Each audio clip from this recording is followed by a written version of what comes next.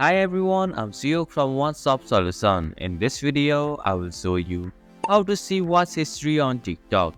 Checking your watch history helps you easily revisit videos you have watched and enjoyed. So let's get started. First, open the TikTok app on your device. Tap on the profile icon from the bottom right corner of your screen. Now, tap on the hamburger icon from the top right corner of your screen.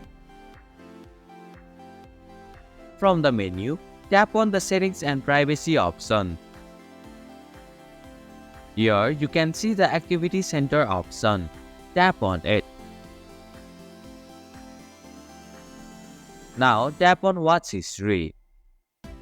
You can scroll up and down to see all the videos you have watched on TikTok. And this is how you can see watch history on TikTok.